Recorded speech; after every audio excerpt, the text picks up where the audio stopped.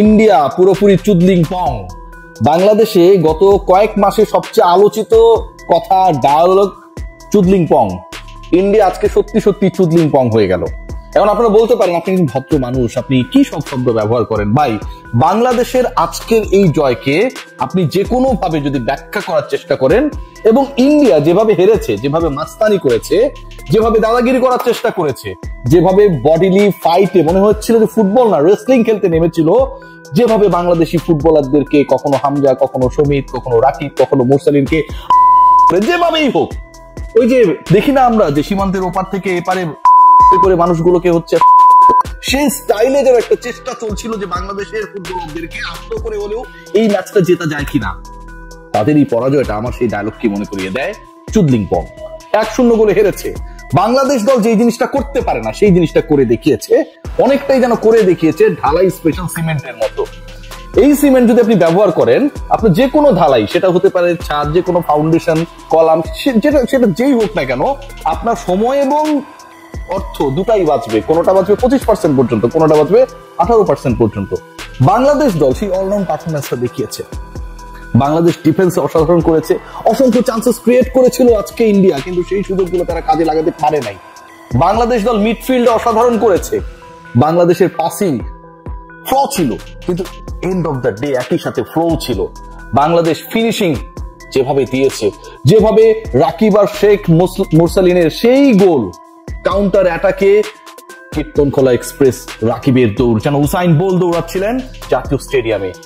Usain bolt যিনি জ্যামাইকার track ছেড়ে যেন পল্টনে নেমে পড়েছিলেন, সেই দৌড় দেখে তাই মনে হতে পারে যে কারো। এবং সেই দৌড়ে যেভাবে বলটা পাস করে দিলেন, অসাধারণ ফিনিশ করে পেছনে পেছনে অন্তত উসাইনের গতিতে না হলেও ব্রেকের গতিতে যেন দৌড়াচ্ছিলেন আরেক ফুটবলার। ফিনিশিংটাকে দিতেই হবে, বাংলাদেশকে জয় এনে দিতেই হবে, লিড এনে দিতেই হবে। 11তম মিনিটে সেই শেখ মুরসালিন। বাংলাদেশ এগিয়ে গেল। যে বাংলাদেশ এগিয়ে যায়, গোল করে, বিভিন্ন সময় সম্ভাবনা ক্রিয়েট করে, এবং শেষ পর্যন্ত সেই সম্ভাবনাকে কাজে লাগাতে পারে না। শেষ মুহূর্তে গিয়ে গোল রিসিভ করে, শেষ মুহূর্তে গিয়ে টেম্পো হারিয়ে ফেলে, শেষ মুহূর্তে গিয়ে জটিলতায় ভোগে, ফ্রেশ লেগস না থাকার কারণে একটা টায়ার্ডনেস কাজ করে। সবকিছু আজকের এই দিনটায় বাংলাদেশ যেন ভুলিয়ে দিয়েছে। এশিয়ান কাপ বাছাই পর্বে বাংলাদেশ, কোয়ালিফায়ারে বাংলাদেশ প্রথম জয় পেয়েছে। এখন পর্যন্ত একমাত্র জয়, আর জয় পাবার আর খেলারও সেরকম কোনো সুযোগ বা অপরচুনিটি আমরা সেভাবে পাবো না। কিন্তু এন্ড অফ দ্য ডে এই জয়টা যেন এশিয়ান কাপে বাংলাদেশকে কোয়ালিফায়ার জয় করার আনন্দ এনে দিয়েছে। এই জয় যেন বাংলাদেশের বিশ্বকাপ জয়ের সমান হয়ে গেছে, কারণ মাঝখানে রয়েছে 22টা বছরের জানি, কষ্ট, ইতিহাস, না পারার আক্ষেপ। প্রত্যেকটা আক্ষেপকে আজকে পুষিয়ে দিয়েছেন কখনো হামজা চৌধুরী, কখনো সমিত সোম, এবং যেই গোলকিপারকে নিয়ে আলোচনা সবচেয়ে বেশি হয়, মিতুল মার্মা, তিনিও আজকে খারাপ করেননি, যদিও তিনি ব্ল্যান্ডার করেছিলেন, সেই আলোচনা আমি আসবো। 22 বছর পর ভারতকে হারানো, এটা নতুন বাংলাদেশের নতুন জয়। এ বাংলাদেশের যেন বিশ্বকাপ জয়। হামজা চৌধুরী গোল করেননি, আমি পোস্ট করেছিলাম যে হামজা আজ কয় গোল করবে। অনেকেই বলছিলেন ভাই ওকে দিয়ে আর কি কি করাবেন, মিডফিল্ড কন্ট্রোল করাবেন, ডিফেন্স কন্ট্রোল করাবেন, অলমোস্ট গোলকিপিং করাবেন, যেটা আমরা অপেক্ষায় ছিলাম। এটাকে আমরা বলছিলাম যে হামজা শুধুমাত্র গোলকিপিং করাটাই বাকি, গোল করাবেন। সেই হামজা চৌধুরী আজকে যেভাবে খেলেছে, সেই হামজা চৌধুরী আজকে যেভাবে উদ্বেলিত করেছে জাতীয় স্টেডিয়ামের প্রায় 25,000 মানুষকে, টেলিভিশন সেটের সামনে বসে থাকা কোটি কোটি মানুষকে, এক কথায় বলতে হয় হামজাই বাংলাদেশ, হামজাই বাংলাদেশ। বাংলাদেশ গোল খেতে খেতেও খায়নি শুধুমাত্র হামজার কারণে। গোল দিয়ে এগিয়ে যাওয়া 11তম মিনিটে বাংলাদেশের লিডটা শেষ পর্যন্ত নাও থাকতে পারত।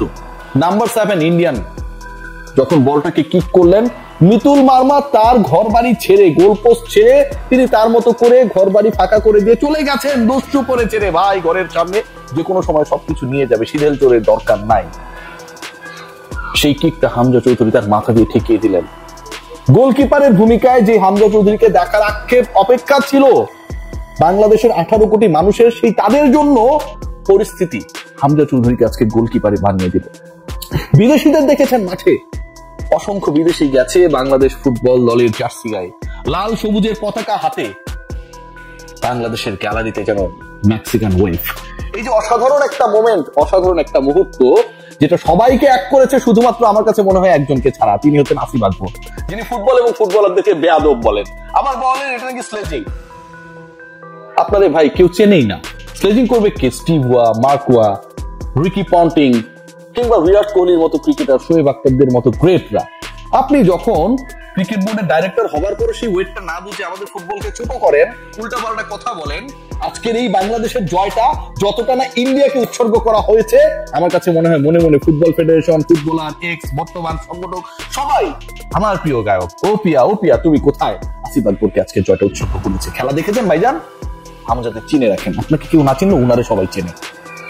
বাংলাদেশ আজকের ম্যাচটা যেভাবে জিতেছে, এক কথায় অসাধারণ, এক কথায় ডমিনেটিং। এইরকম ফুটবল খেলতে গিয়ে বাংলাদেশ বিভিন্ন সময় হোঁচট খেয়েছে। আমরা দেখেছিলাম যে বাংলাদেশ শেষ মোমেন্টে টানা 2 গোল দিয়েছে, ইকুয়ালাইজার হয়েছে, শেষ মোমেন্টে গিয়ে গোল খেয়ে কান্নায় ভেঙে পড়েছে। আজকের ম্যাচটা সবচেয়ে বেশি এক্সাইটমেন্টের সময়টা ছিল যখন বাংলাদেশের শেষ 10 মিনিটে খেলা হচ্ছিল। 90 পেরিয়ে যাওয়ার পর যখন ইনজুরি টাইম আরো 6 মিনিট অ্যাড করা হয়, সেটা যেন সুপার এক্সাইটমেন্ট। সেই সময়টায় বাংলাদেশ পারবে, মানে কি বাংলাদেশ আরো একবার পা হরকাবে, বাংলাদেশের ডিফেন্সের ভুলে আরো একটা গোল হয়ে যাবে, বাংলাদেশের এই ম্যাচটা সমতায় শেষ হবে। শেষ পর্যন্ত কোনোটাই হয় না। এশিয়ান কাপ বাছাই পড়বে বাংলাদেশের সবচেয়ে বড় অর্জন কি জানেন? সত্যিকারী প্রতিযোগিতামূলক ম্যাচে আজকে হামজা চৌধুরী, যিনি বাংলাদেশ প্রথম জয়টা পেয়েছেন, সমিত সমাজকে প্রথম জয়টা পেয়েছেন, আজকে হামজা চৌধুরী প্রথমবারের মতো গোলকিপিং করেছেন।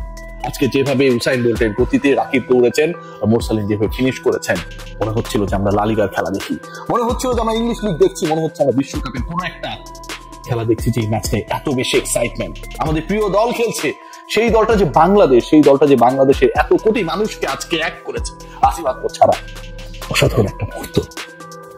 বাংলাদেশ পারে, শুধু আত্মবিশ্বাসের ওই জায়গাটা যদি ঠিক থাকে, কম্বিনেশনটা যদি ঠিক থাকে, আর যিনি আসলে মালা গাঁথবেন ফুটবলারদের নিয়ে, ছোট ছোট পুঁতিগুলোকে নিয়ে দারুণ একটা মালা বানাবেন, সেই কোচ যদি ঠিক থাকে, তাহলে এই বাংলাদেশকে নিয়ে অনেক কিছু করা সম্ভব।